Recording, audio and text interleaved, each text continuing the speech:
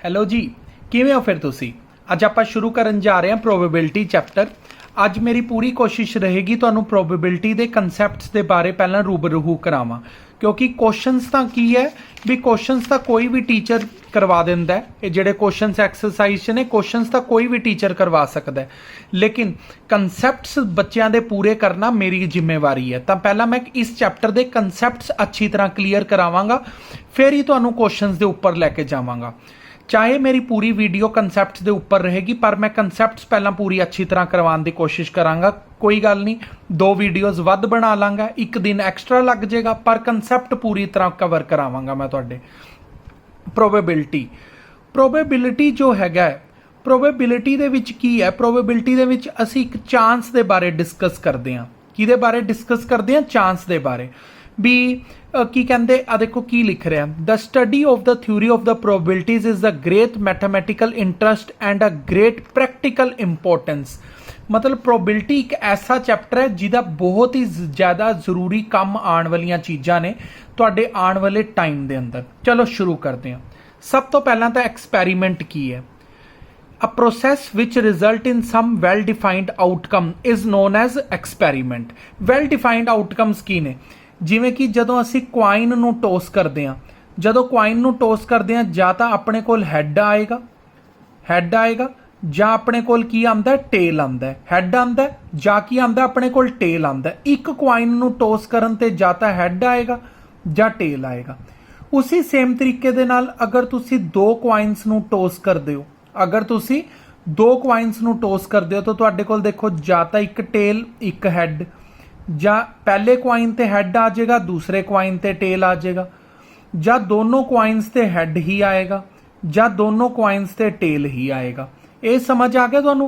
एक क्वाइन और 2 क्वाइन च की है। अगर तुसी 3 क्वाइनस ले लो, अगर तुसी 3 क्वाइनस ले लो, 3 क्वाइनस ते की होएगा? 3 क्वाइनस ते की हुंदा देखो, ਜਾਂ ਤਾਂ तीनों क्वाइनस ते हैड आ जाएगा। आया तुहानू समझ? जाता की होएगा? तीनों दे तीनों क्वाइनस ते की आ जाएगा? हैड आ जाएगा। देखो जां ये लास्ट वाले क्वाइन ते टेल आ गया। हुण इहदियां किन्नियां टोटल आउटकम्स बननगियां ओह मैं तुहानू डिस्कस करके बहुत अच्छे तरीके दे नाल सिखावांगा। हुण ये टेल नूं उरे लिख लो, एक आउटकम ये भी बन गई। टेल नूं तुसीं इधर चेंज कर दो, एक आउटकम ये बन गई। हुण की करो? 2 टेल लिख दो। पहलां तुसीं एक हैड लिखिया सी ना, और टेल नूं घुमाया सीगा। हुण एक हैड 2 टेल लिख दो। हुण ये हैड अंदरले पासे कर दो, हैड फिर इधर बाहर वाले पासे कर दो। समझ आ गया?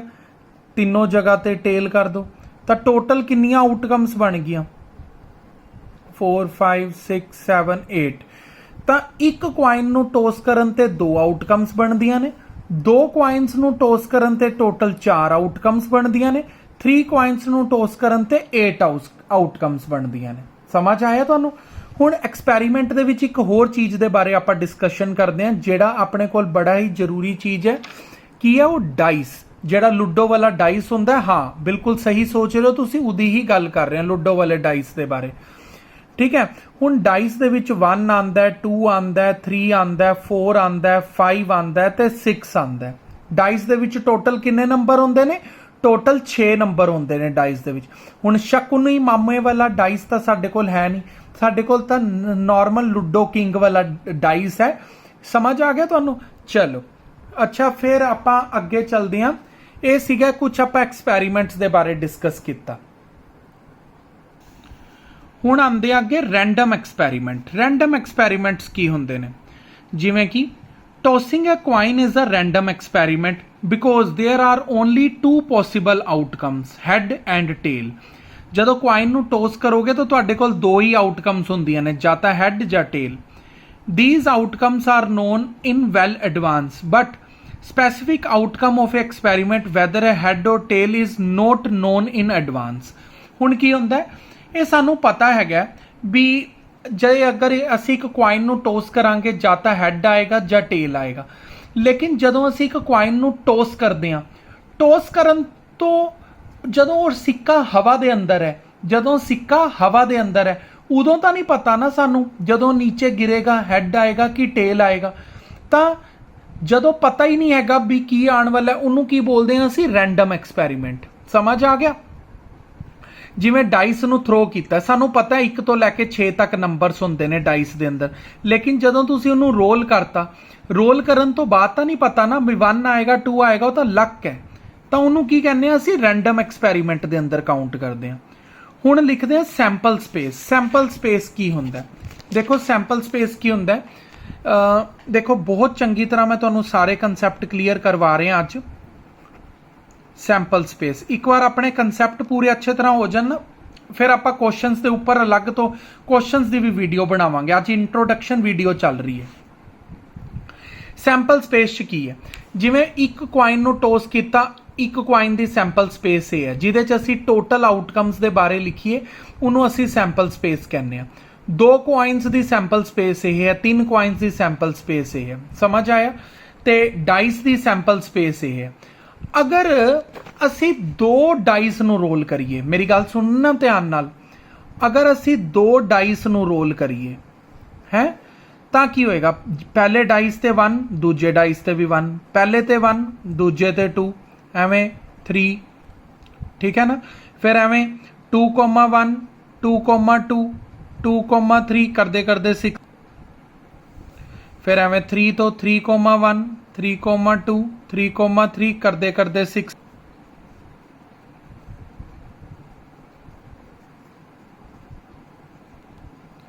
ਫਿਰ 5,2। ਇਹ ਮੈਂ ਸਾਰੇ ਲਿਖ ਲੈਣਾ ਫਟਾਫਟ, ਜਾਦੂ ਮੰਤਰ, ਠੀਕ ਹੈ? ਸਾਰੇ ਆ ਗਏ।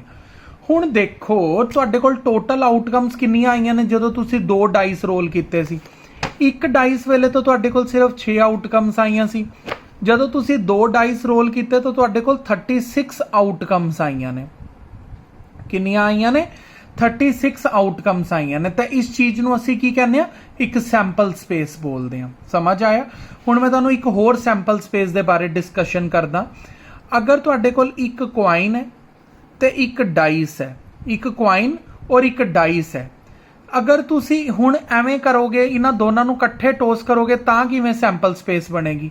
ਦੇਖੋ ਕੁਆਇਨ ਤੇ ਹੈਡ, ਡਾਈਸ ਤੇ 1, ਕੁਆਇਨ ਤੇ ਹੈਡ, ਡਾਈਸ ਤੇ 2, ਕੁਆਇਨ ਤੇ ਹੈਡ, ਡਾਈਸ ਤੇ 3, ਕੁਆਇਨ ਤੇ ਹੈਡ 4, 5, 6, ਸਮਝ ਆਇਆ? ਐਵੇਂ ਟੇਲ ਤੇ ਵੀ 1, 2, 3, 4, 5, 6, ਸਮਝ ਆਇਆ? ਐਵੇਂ ਤੁਹਾਡੇ ਕੋਲ ਟੋਟਲ ਆਊਟਕਮਸ ਕਿੰਨੀਆਂ ਬਣ ਗਏ? 6 ਔਰ 6 ਟੋਟਲ ਐਵੇਂ ਦੀਆਂ 12 ਆਊਟਕਮਸ ਬਣ ਕੇ ਆ ਗਈਆਂ।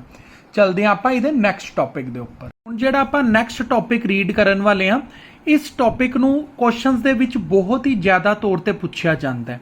Equally likely outcomes. Equally likely outcomes ਕੀ ਹੁੰਦੀਆਂ ਨੇ? ਬਹੁਤ ਹੀ ਧਿਆਨ ਨਾਲ ਸਮਝਣਾ। ਦੇਖੋ ਜਦੋਂ ਅਸੀਂ ਇੱਕ ਕੁਆਇਨ ਨੂੰ ਟੋਸ ਕਰਦੇ ਆ, ਇੱਕ ਕੁਆਇਨ ਨੂੰ ਟੋਸ ਕਰਦੇ ਆ ਤਾਂ ਸਾਨੂੰ ਪਤਾ ਹੁੰਦਾ ਜਾਂ ਤਾਂ ਕੁਆਇਨ ਹੈਡ ਨਾਲ ਲੈਂਡ ਕਰੇਗਾ ਜਾਂ ਕੁਆਇਨ ਟੇਲ ਨਾਲ ਲੈਂਡ ਕਰੇਗਾ। ਦੋਨਾਂ ਚੋਂ ਕੋਈ ਇੱਕ ਚੀਜ਼ ਹੀ ਆਏਗੀ, ਹੈਡ ਔਰ ਟੇਲ ਦੋਨੋਂ ਤਾਂ ਆ ਨਹੀਂ ਸਕਦੇ। It is reasonably assumed that each outcome head or tail is likely to occur as other. ਹੁਣ ਦੇਖੋ ਇਹਦਾ ਮਤਲਬ ਕੀ ਹੈ? ਜਿੰਨੇ ਚਾਂਸਸ ਹੈਡ ਦੇ ਲੈਂਡ ਕਰਨ ਦੇ ਨੇ, ਉਨੇ ਹੀ ਚਾਂਸਸ ਟੇਲ ਦੇ ਲੈਂਡ ਕਰਨ ਦੇ ਨੇ। ਆ ਗਿਆ ਤੁਹਾਨੂੰ ਸਮਝ? We say that equal chances for the, ਦੇਖੋ ਬੁੱਕ ਵੀ ਉਹੀ ਲਿਖ ਰਹੀ ਹੈ, ਜਿੰਨੇ ਚਾਂਸਸ ਹੈਡ ਦੇ ਲੈਂਡ ਕਰਨ ਦੇ ਨੇ ਉਨੇ ਹੀ ਚਾਂਸਸ ਟੇਲ ਦੇ ਲੈਂਡ ਕਰਨ ਦੇ ਨੇ। ਇਹਨੂੰ ਅਸੀਂ ਕੀ ਬੋਲਦੇ ਹਾਂ? Equally likely outcomes. ਹੁਣ ਇਨ ਕੇਸ ਆਫ ਡਾਈਸ, ਹੁਣ ਜਿਵੇਂ ਡਾਈਸ ਦੇ ਵਿੱਚ ਕੀ ਹੈ? ਡਾਈਸ ਦੇ ਵਿੱਚ ਕੀ ਹੈ? 1 2 3 4 5 6 ਹੁੰਦਾ। ਅੱਪਰ ਫੇਸ ਦੇ ਉੱਪਰ ਕਿਹੜਾ ਨੰਬਰ ਆਏਗਾ? ਇਹਨਾਂ 6 ਦੇ ਵਿੱਚੋਂ ਅੱਪਰ ਫੇਸ ਦੇ ਉੱਪਰ ਕੋਈ ਵੀ ਨੰਬਰ ਆ ਸਕਦਾ ਹੈ। ਸਮਝ ਆ ਗਿਆ ਨਾ? ਤਾਂ ਇਹ 6 ਦੇ 6 ਨੰਬਰਸ ਨੇ ਜਿਹੜੇ, ਇਹਨਾਂ ਨੂੰ ਆਪਾਂ ਕੀ ਲਿਖ ਸਕਦੇ ਹਾਂ? Equally likely outcomes. ਆ ਗਿਆ ਤੁਹਾਨੂੰ ਸਮਝ? ਇਹ ਦੇਖੋ ਬੁੱਕ ਹੋਰ ਕੀ ਲਿਖ ਰਹੀ ਹੈ, are the outcomes of all the experiments are equally likely. ਕਿਆ ਹਰ ਜਗ੍ਹਾ ਤੇ ਇਕੁਅਲੀ ਲਾਈਕਲੀ ਹੁੰਦੇ ਆ? ਨਹੀਂ। ਸਪੋਜ਼ ਕਰੋ ਇੱਕ ਬੈਗ ਦੇ ਅੰਦਰ 6 ਰੈੱਡ ਬਾਲਸ ਨੇ ਤੇ 2 ਯੈਲੋ ਬਾਲਸ ਨੇ, ਹੈ ਨਾ? ਲੈਟ ਦਾ ਬਾਲ ਡਰੋਨ, ਤੇ ਤੁਸੀਂ ਹੱਥ ਪਾ ਕੇ ਇੱਕ ਬਾਲ ਨੂੰ ਬਾਹਰ ਨਿਕਾਲਣਾ ਤੇ ਹੁਣ ਕੋਈ ਭਰੋਸਾ ਨਹੀਂ ਹੈ, ਕੋਈ ਭਰੋਸਾ ਨਹੀਂ ਹੈ the ball will come out a red or a yellow ball, ਠੀਕ ਹੈ? Are the outcome red and yellow ball are equally likely? ਉਹ ਕਹਿ ਰਹੇ ਨੇ ਨਹੀਂ, ਇਹ ਇਕੁਅਲੀ ਲਾਈਕਲੀ ਨਹੀਂ ਹੈ। ਇਹਦਾ ਰੀਜ਼ਨ ਕੀ ਹੈ? ਕਿਉਂਕਿ ਬੈਗ ਦੇ ਅੰਦਰ 6 ਰੈੱਡ 2 ਯੈਲੋ ਨੇ। Since single draw of ball from the bag without looking, ਬਿਨਾਂ ਦੇਖੇ ਜਦੋਂ ਤੁਸੀਂ ਬੈਗ ਦੇ ਅੰਦਰੋਂ ਬੋਲ ਨੂੰ ਨਿਕਾਲੋਗੇ, it is more likely to be a red ball, ਕਿਉਂਕਿ ਰੈੱਡ ਬਾਲਸ ਜ਼ਿਆਦਾ ਨੇ ਯੈਲੋ ਬਾਲਸ ਦੇ ਨਾਲੋਂ। ਤਾਂ ਇਹ ਇਕੁਅਲੀ ਲਾਈਕਲੀ ਆਊਟਕਮਸ ਨਹੀਂ ਹੋਈਆਂ। ਇਕੁਅਲੀ ਲਾਈਕਲੀ ਆਊਟਕਮਸ ਇਸ ਕੇਸ 'ਚ ਹੋ ਰਹੀਆਂ ਸੀ ਜਿੱਥੇ ਸਾਰੇ ਦੇ ਸਾਰੇ ਨੰਬਰਸ ਇੱਕ ਇੱਕ ਵਾਰ ਹੀ ਆ ਰਹੇ ਸੀ, ਹੈਡ ਐਂਡ ਟੇਲ, ਜਾਂ ਤਾਂ ਹੈਡ ਜਾਂ ਟੇਲ। ਜਦੋਂ ਹਰ ਕਿਸੇ ਦਾ ਚਾਂਸ ਸੇਮ ਹੁੰਦਾ, ਜਦੋਂ ਹਰ ਕਿਸੇ ਦੇ ਚਾਂਸਸ ਸੇਮ ਹੁੰਦੇ ਨੇ ਤਾਂ ਉਹਨਾਂ ਨੂੰ ਅਸੀਂ ਕੀ ਕਹਿੰਦੇ ਆ, ਇਕੁਅਲੀ ਲਾਈਕਲੀ ਆਊਟਕਮਸ। ਜਦੋਂ ਚਾਂਸਸ ਸੇਮ ਨਹੀਂ ਹੈ ਇਸ ਤਰ੍ਹਾਂ ਦੀ ਐਗਜ਼ਾਮਪਲ ਦੇ ਅੰਦਰ ਤਾਂ ਉਸ ਨੂੰ ਅਸੀਂ ਇਕੁਅਲੀ ਲਾਈਕਲੀ ਇਵੈਂਟ ਨਹੀਂ ਬੋਲ ਸਕਦੇ। ਚਲਦੇ ਆ ਹੁਣ, ਇਵੈਂਟ ਹੁੰਦਾ ਕੀ ਹੈ। An outcome of a random experiment is called event. मतलब ਜਿਹੜੀ ਆਊਟਕਮ ਆ ਰਹੀ ਹੈ ਉਸ ਨੂੰ ਕੀ ਬੋਲਦੇ ਆ ਆਪਾਂ, ਇਵੈਂਟ ਬੋਲਦੇ ਆ। ਨਹੀਂ ਸਮਝ ਆਇਆ ਕੋਈ ਚੱਕਰ ਨਹੀਂ, ਧਿਆਨ ਨਾਲ ਸੁਣੋ। An event is something that happen. Event ਦਾ ਮਤਲਬ ਹੁੰਦਾ ਹੈ ਜੋ ਕਿ ਹੋਣ ਵਾਲਾ ਹੈ। ਜਿਵੇਂ ਤੁਸੀਂ ਇੱਕ ਕੁਆਇਨ ਨੂੰ ਟੋਸ ਕਰਦੇ ਹੋ, ਹੈਡ ਜਾਂ ਟੇਲ ਆਏਗਾ। Getting a head or tail ਕੀ ਹੈ, ਇੱਕ ਇਵੈਂਟ ਹੈ। ਮਤਲਬ ਜਦੋਂ ਤੁਸੀਂ ਇੱਕ ਕੁਆਇਨ ਨੂੰ ਟੋਸ ਕੀਤਾ ਜਾਂ ਤਾਂ ਹੈਡ ਆਏਗਾ ਜਾਂ ਟੇਲ ਆਏਗਾ। ਹੈਡ ਆਣਾ ਜਾਂ ਟੇਲ ਆਣਾ ਕੀ ਹੁੰਦਾ, ਇੱਕ ਇਵੈਂਟ ਹੁੰਦਾ। ਇੱਕ ਡਾਈਸ ਨੂੰ ਜਦੋਂ ਤੁਸੀਂ ਰੋਲ ਕਰਦੇ ਹੋ 1 ਤੋਂ 6 ਤੱਕ ਨੰਬਰਸ ਆਣਗੇ। 1 ਤੋਂ 6 ਤੱਕ ਜਿਹੜੇ ਨੰਬਰਸ ਆਣਗੇ ਉਹ ਕੀ ਨੇ, ਹੈਡ ਜਾਂ ਟੇਲ ਕੁਆਇਨ ਦੇ ਅੰਦਰ ਸੀਗੇ। 1 ਤੋਂ 6 ਤੱਕ ਜਿਹੜੇ ਨੰਬਰਸ ਆਏ ਨੇ ਉਹ ਕੀ ਨੇ, 1 ਤੋਂ 6 ਤੱਕ ਵੀ ਇਵੈਂਟ ਨੇ, ਹੈਡ ਐਂਡ ਟੇਲ ਵੀ ਇਵੈਂਟ ਸੀਗੇ। 1 ਤੋਂ 6 ਤੱਕ ਜਿਹੜੇ ਨੰਬਰਸ ਆਏ ਨੇ ਉਹ ਵੀ ਇੱਕ ਇਵੈਂਟ ਨੇ। ਸਮਝ ਆ ਗਿਆ। ਹੁਣ ਮੈਂ ਤੁਹਾਨੂੰ ਬਹੁਤ ਹੀ ਜ਼ਿਆਦਾ ਇੰਪੋਰਟੈਂਟ ਚੀਜ਼ ਕਾਰਡਸ ਦੇ ਬਾਰੇ ਨੌਲੇਜ ਦੱਸਣ ਵਾਲਾ। ਠੀਕ ਹੈ, ਦੇਖੋ मतलब ਜਿਹੜੀ ਆਪਣੇ ਪਲੇਇੰਗ ਕਾਰਡ ਹੁੰਦੇ ਆ ਜਿਹਨੂੰ ਪੰਜਾਬੀ ਚ ਤਾਸ਼ ਵੀ ਕਹਿੰਦੇ ਆ, ਉਹਦੇ ਅੰਦਰ ਟੋਟਲ 52 ਕਾਰਡਸ ਹੁੰਦੇ ਨੇ। ਕਿੰਨੇ ਹੁੰਦੇ ਨੇ, ਟੋਟਲ 52 ਕਾਰਡਸ ਹੁੰਦੇ ਨੇ। 52 ਕਾਰਡਸ ਦੇ ਵਿੱਚੋਂ ਦੀ ਤੁਸੀਂ ਮੇਰੀ ਗੱਲ ਨੂੰ ਧਿਆਨ ਨਾਲ ਸੁਣਨਾ, ਕਿਹੜੀਆਂ ਕਿਹੜੀਆਂ ਚੀਜ਼ਾਂ ਨੂੰ ਤੁਸੀਂ ਯਾਦ ਕਰਨਾ। ਇਹਦੇ ਵਿੱਚ 13 13 13 ਤੇ 13, ਇਹਦੇ ਵਿੱਚ 13 ਕਾਰਡਸ ਜਿਹੜੇ ਹੁੰਦੇ ਨੇ ਉਹ ਕਲੱਬਸ ਹੁੰਦੇ ਨੇ। 13 ਕਾਰਡ ਹਾਰਟਸ ਦੇ ਹੁੰਦੇ ਨੇ, 13 ਕਾਰਡਸ ਡਾਇਮੰਡ ਦੇ ਹੁੰਦੇ ਨੇ ਔਰ 13 ਕਾਰਡਸ ਸਪੇਡਸ ਦੇ ਹੁੰਦੇ ਨੇ। ਤਾਂ ਐਵੇਂ 13 into 4 ਕਰ ਲਿਆ ਤਾਂ ਟੋਟਲ 52 ਕਾਰਡਸ ਆ ਗਏ। ਦੱਸੋ ਆ ਗਿਆ ਤੁਹਾਨੂੰ ਸਾਰਾ ਸਮਝ। ਫਿਰ ਉਸ ਤੋਂ ਬਾਅਦ ਕੀ ਸਮਝੋਗੇ ਤੁਸੀਂ, ਇਸ ਤੋਂ ਬਾਅਦ ਤੁਸੀਂ ਸਮਝੋਗੇ ਤੁਹਾਡੇ ਕੋਲ 26 ਬਲੈਕ ਕਾਰਡ ਹੁੰਦੇ ਨੇ, 26 ਤੁਹਾਡੇ ਕੋਲ ਰੈੱਡ ਕਾਰਡ ਹੁੰਦੇ ਨੇ। ਆ ਗਿਆ ਸਮਝ। 26 ਤੁਹਾਡੇ ਕੋਲ ਬਲੈਕ ਕਾਰਡ ਹੁੰਦੇ ਨੇ ਔਰ 26 ਤੁਹਾਡੇ ਕੋਲ ਰੈੱਡ ਕਾਰਡ ਹੁੰਦੇ ਨੇ। ਤਾਂ ਇਹ ਵੀ 26 ਔਰ 26 52 ਕਾਰਡ ਬਣ ਗਏ। ਆ ਗਿਆ ਹੁਣ ਇਹ ਵੀ ਤੁਹਾਨੂੰ ਸਮਝ। ਫਿਰ ਅਗਲੀ ਕੈਟੇਗਰੀ ਆਉਂਦੀ ਹੈ ਫੇਸ ਕਾਰਡ। ਫੇਸ ਕਾਰਡ ਦੇ ਵਿੱਚ ਕੀ ਸਿੱਖਣਾ ਹੁੰਦਾ ਹੈ, ਸਾਡੇ ਕੋਲ ਜੈਕ ਨਾਮ ਦਾ ਇੱਕ ਫੇਸ ਕਾਰਡ ਹੁੰਦਾ ਜਿਹਦੇ ਉੱਪਰ ਕੋਈ ਨੰਬਰ ਨਹੀਂ ਲਿਖਿਆ ਹੁੰਦਾ, ਉਹਨਾਂ ਨੂੰ ਅਸੀਂ ਬੋਲਦੇ ਹਾਂ ਫੇਸ ਕਾਰਡ। ਠੀਕ ਹੈ, ਐਵੇਂ ਦੇ ਟੋਟਲ 4 ਜੈਕ ਹੁੰਦੇ ਨੇ। ਪੂਰੀ 52 ਕਾਰਡਸ ਦੇ ਅੰਦਰ ਟੋਟਲ 4 ਜੈਕ ਹੁੰਦੇ ਨੇ ਜਿਨ੍ਹਾਂ ਦੇ ਵਿੱਚੋਂ 2 ਰੈੱਡ ਹੋਣਗੇ ਔਰ 2 ਬਲੈਕ ਹੋਣਗੇ। ਐਵੇਂ ਹੀ ਸਾਡੇ ਕੋਲ ਕਿੰਗ ਹੁੰਦੇ ਨੇ, ਟੋਟਲ 4 ਕਿੰਗ ਹੁੰਦੇ ਨੇ। 2 ਕਿੰਗ ਰੈੱਡ ਹੋਣਗੇ, 2 ਕਿੰਗ ਬਲੈਕ ਹੋਣਗੇ। ਫਿਰ ਐਵੇਂ ਕਿੰਗ ਹੈ ਤਾਂ ਕੁਈਨ ਵੀ ਹੋਏਗੀ, 2 ਕੁਈਨ ਰੈੱਡ, 2 ਕੁਈਨ ਬਲੈਕ ਹੋਣਗੀਆਂ। ਆ ਗਿਆ ਦੱਸੋ ਤੁਹਾਨੂੰ ਇਹ ਵਾਲਾ ਸਮਝ। ਠੀਕ ਹੈ, ਐਵੇਂ ਹੀ ਫਿਰ ਸਾਡੇ ਕੋਲ ਇੱਕ ਏਸ ਕਾਰਡ ਹੁੰਦਾ। ਕਿਹੜਾ ਕਾਰਡ, ਏਸ ਕਾਰਡ, ਜਿਹਦੇ ਉੱਪਰ ਏ ਲਿਖਿਆ ਹੁੰਦਾ। ਤਾਂ ਏਸ ਦੇ ਵੀ ਟੋਟਲ 4 ਕਾਰਡਸ ਹੁੰਦੇ ਨੇ ਆਪਣੇ ਕੋਲ। ਸਮਝ ਆ ਗਿਆ। 2 ਰੈੱਡ ਹੁੰਦੇ ਨੇ ਤੇ 2 ਬਲੈਕ ਹੁੰਦੇ ਨੇ। ਇਸ ਪੂਰੀ ਚੀਜ਼ ਨੂੰ ਤੁਸੀਂ ਵੀਡੀਓ ਨੂੰ ਪੌਜ਼ ਕਰਕੇ ਆਪਣੇ ਕੋਲ ਨੋਟ ਕਰਕੇ ਰੱਖਣਾ। ਇਹ ਦੇਖੋ, ਜਿਹੜੀ ਵੀ ਮੈਂ ਤੁਹਾਨੂੰ ਇਹ ਚੀਜ਼ਾਂ ਦੱਸ ਰਿਹਾ ਇਹ ਕੀ ਹੈਗੀਆਂ ਨੇ, ਇਹ ਇਵੈਂਟਸ ਨੇ। ਕੀ ਨੇ, ਇਵੈਂਟ ਨੇ। ਆਪਾਂ ਇਵੈਂਟ ਦੀ ਡੈਫੀਨੇਸ਼ਨ ਦੇ ਅੰਦਰ ਮੈਂ ਤੁਹਾਨੂੰ ਕਾਰਡਸ ਦੇ ਬਾਰੇ ਨੌਲੇਜ ਦਿੱਤੀ ਹੈ। ਇਹ ਕੀ ਹੈਗੇ ਨੇ, ਇਵੈਂਟ ਹੈਗੇ ਨੇ। ਸਮਝ ਆ ਗਿਆ। ਚਲੋ ਠੀਕ ਹੈ, ਫਿਰ ਹੁਣ ਆਪਾਂ ਅਗਲੀ ਚੀਜ਼ ਪੜਨ ਵਾਲੇ ਹਾਂ, measurement of probability. Probability the measurement. ਅਗਰ ਤੁਸੀਂ ਪ੍ਰੋਬੇਬਿਲਿਟੀ ਦੀ ਮੈਜ਼ਰਮੈਂਟ ਲੈਣੀ ਹੈ, ਪ੍ਰੋਬੇਬਿਲਿਟੀ ਕਿਸੇ ਇਵੈਂਟ ਦੀ ਨਿਕਾਲੀ ਜਾਂਦੀ ਹੈ। ਪੀ ਮਤਲਬ ਪ੍ਰੋਬੇਬਿਲਿਟੀ ਆਫ ਐਨ ਇਵੈਂਟ। ਕਿਵੇਂ ਨਿਕਾਲਾਂਗੇ, number of favorable outcomes over total number of outcomes। Number of favourable outcome over total number of outcome. समझ नहीं आया, कोई गल नहीं, मैं एक एग्जाम्पल दे के समझाना। जिमें कि एग्जाम्पल के तौर पर तुहानू क्वेश्चन आया, find the probability of getting head in a single throw of coin. ਹੁਣ ਕੁਆइन ਨੂੰ ਜਦੋਂ ਅਸੀਂ ਥਰੋ ਕਰਦੇ ਹਾਂ ਸਭ ਤੋਂ ਪਹਿਲਾਂ ਤੁਸੀਂ ਕੀ ਲਿਖਣਾ ਹੈ, ਸੈਂਪਲ ਸਪੇਸ ਲਿਖਣੀ ਹੈ। ਇੱਕ ਕੁਆइन ਨੂੰ ਥਰੋ ਕਰਨ ਤੇ ਜਾਂ ਤਾਂ ਟੇਲ ਆਏਗਾ ਜਾਂ ਹੈਡ ਆਏਗਾ, ਤਾਂ ਸੈਂਪਲ ਸਪੇਸ 'ਚ ਟੋਟਲ ਆਊਟਕਮਸ ਕਿੰਨੀਆਂ ਨੇ 2, ਤਾਂ ਟੋਟਲ ਆਊਟਕਮ ਵਾਲੇ ਕਾਲਮ 'ਚ ਤੁਸੀਂ ਕੀ ਲਿਖੋਗੇ 2। ਗੈਟਿੰਗ ਏ ਹੈਡ ਕਿੰਨੀ ਵਾਰ ਆ ਰਿਹਾ ਸੈਂਪਲ ਸਪੇਸ 'ਚ, ਇੱਕ ਵਾਰ ਆ ਰਿਹਾ ਤਾਂ 1। ਫੇਵਰੇਬਲ ਆਊਟਕਮ ਕਿੰਨੀਆਂ ਨੇ 1 ਔਰ ਟੋਟਲ ਆਊਟਕਮ ਕਿੰਨੀਆਂ ਨੇ 1/2। ਸਮਝ ਆ ਗਿਆ ਹੋਏਗਾ ਤੁਹਾਨੂੰ, ਠੀਕ ਹੈ। देखो एक इन्होंने भी एग्जाम्पल दी है, जे तुसी मेरी गल सुनी है तो एक बार बुक की भी गल सुन लो। कहता अगर असी डाइस रोल किया एक बार, an even number is required on the upper face, तो सानू लभण की इच्छा की है ईवन नंबर भी। जदों असी एक डाइस गेरिया है, डाइस नू गेरन ते की चांस है भी डाइस दे जिहड़ा उपर वाला नंबर है भी वो ईवन नंबर ही आएगा, है ना। ਹੁਣ देखो ਜਦੋਂ ਅਸੀਂ डाइस रोल करते हैं तो सब तो पहला सैंपल स्पेस लिखांगे 1 2 3 4 5 6। टोटल किन्ने सैंपल स्पेस दे विच टोटल आए ने अपने कोल 6 आए ने। ईवन नंबरस किहड़े-किहड़े ने 2 4 ते 6। ਇਹ ਕੀ ਆ ਗਿਆ ਆਪਣੇ ਕੋਲ फेवरेबल आ गए। ਹੁਣ अगर ਆਪਾਂ प्रोबेबिलिटी ऑफ इवेंट ਕੱਢ ही रहे हैं, ईवन नंबर ਦੀ इवेंट ਕੱਢ ਰਹੇ ਆਪਾਂ ईवन इवेंट्स, ਤਾਂ फेवरेबल किन्ने आए ने, फेवरेबल आए ने मेरे को 1 2 3 3, तो टोटल आउटकम्स कितनी आई ने 6। तो आंसर की आ गया 1/2 आ गया पूरा समझ अच्छी तरह। चलते हैं आप नैक्सट टॉपिक के उपर, एम्पैरिकल और experimental probability. When the probability is based on the actual event is called empirical. ਜਦੋਂ प्रोबेबिलिटी एक एक्चुअल एक्सपैरीमेंट के उपर डिपेंड करती होए उसनू एम्पैरिकल प्रोबेबिलिटी बोलिया जाता है, ठीक है। किवें, जिमें कि एक क्वाइन नू अगर आप 100 टाइम्स टोस करिए, outcomes of this experiment 100 time toss करन तो बाद सानू 57 हैड मिले, 43 टेल मिले, तो हैड की प्रोबेबिलिटी की होएगी, हैड 57 टाइम्स आया, टोटल कितनी बार टोस किया सीगा 100 टाइम, तो 57/100 लिख लिया। एवं टेल की भी निकाल सकते हैं, टेल किवें निकलेगा, टेल 43 टाइम्स आया, 43/100।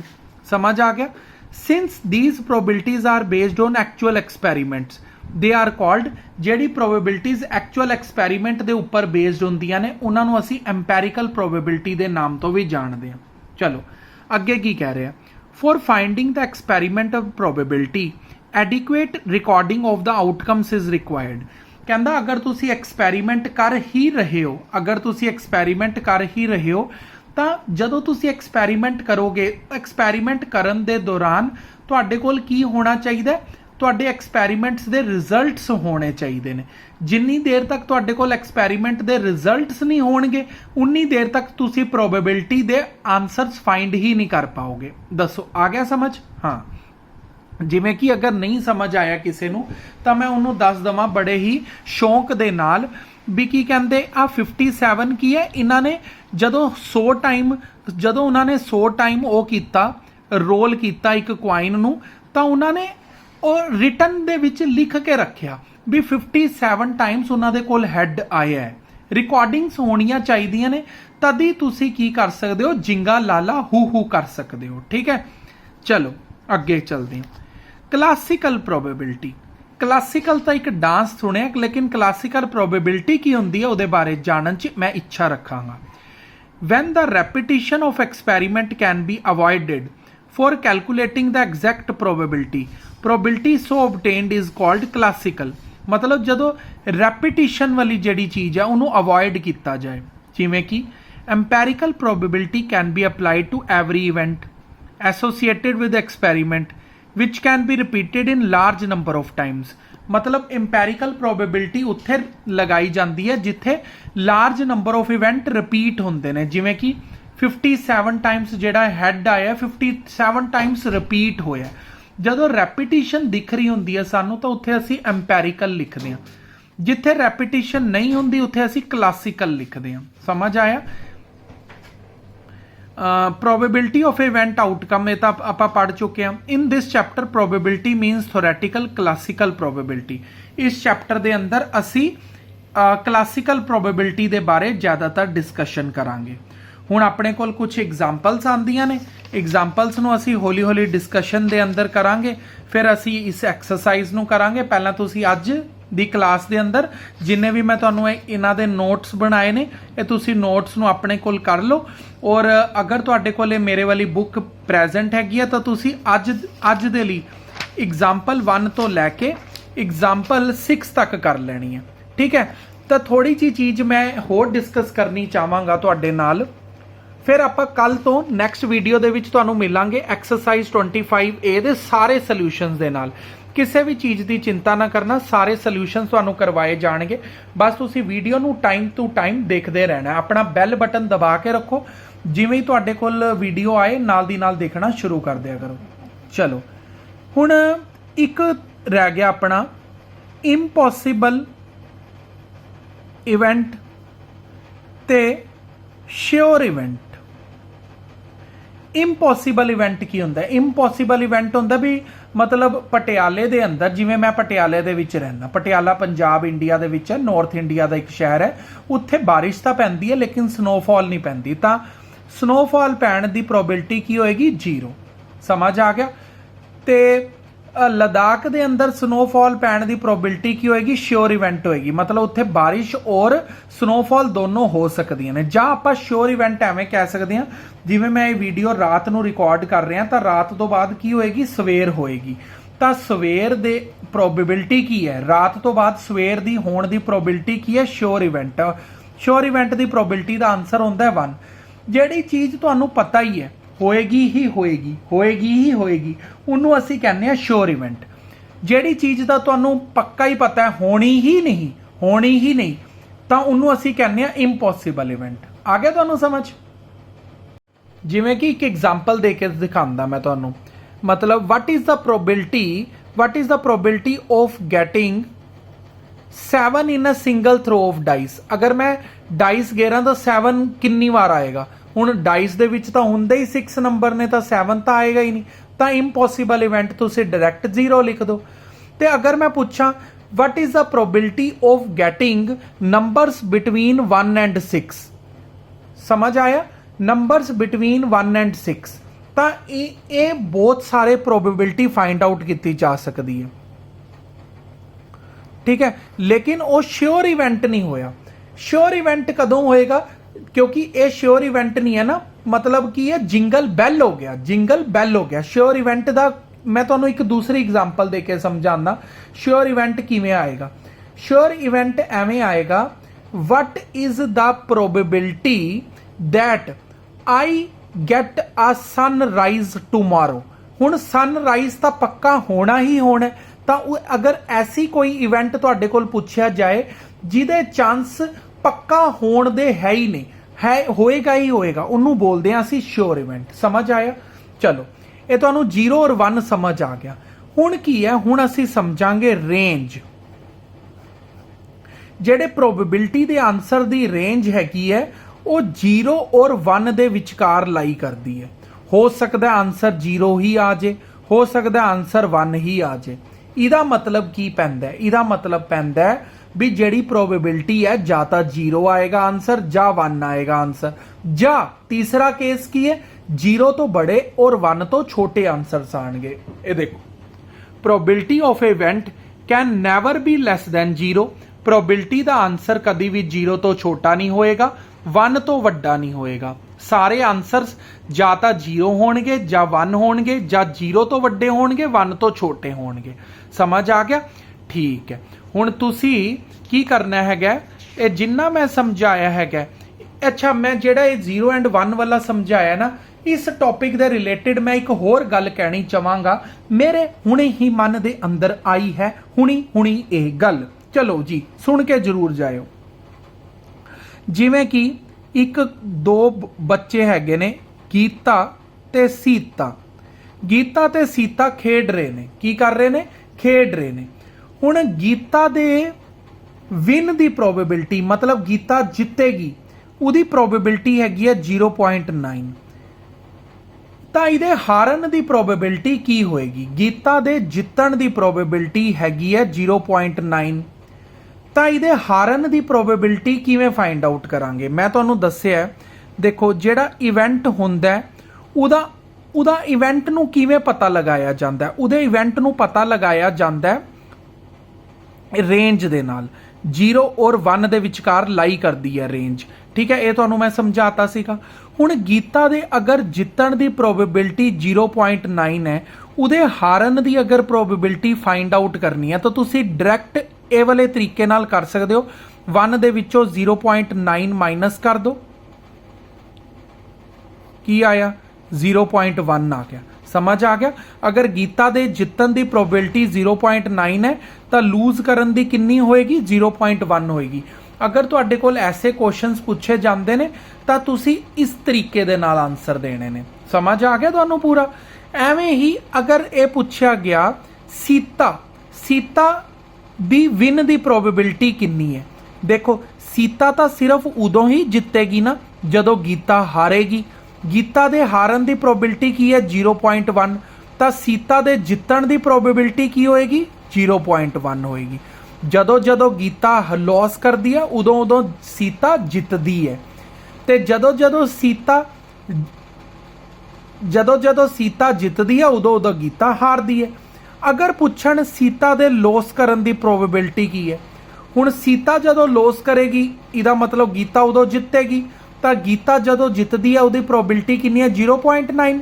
ਇਹਦਾ ਮਤਲਬ ਸੀਤਾ ਦੇ ਲੌਸ ਕਰਨ ਦੀ ਪ੍ਰੋਬੇਬਿਲਿਟੀ ਕੀ ਹੈ? 0.9। ਇਸ ਚੀਜ਼ ਨੂੰ ਬਹੁਤ ਧਿਆਨ ਨਾਲ ਵੀਡੀਓ ਨੂੰ ਰਿਵਾਈਂਡ ਕਰਕੇ ਇੱਕ ਵਾਰ ਸੁਣਨਾ। ਇਹਨਾਂ ਨੂੰ ਆਪਾਂ ਫਿਰ ਐਕਸਰਸਾਈਜ਼ ਦੇ ਕੁਐਸਚਨ 'ਚ ਹੋਰ ਹੀ ਬਿਹਤਰੀਨ ਤਰੀਕੇ ਨਾਲ ਡਿਸਕਸ ਕਰਾਂਗੇ। ਠੀਕ ਹੈ, ਅੱਜ ਦੇ ਲਈ ਸ਼ੱਬਾ ਖੈਰ, ਮਿਲਦੇ ਹਾਂ ਤੁਹਾਨੂੰ ਨੈਕਸਟ ਕਲਾਸ ਦੇ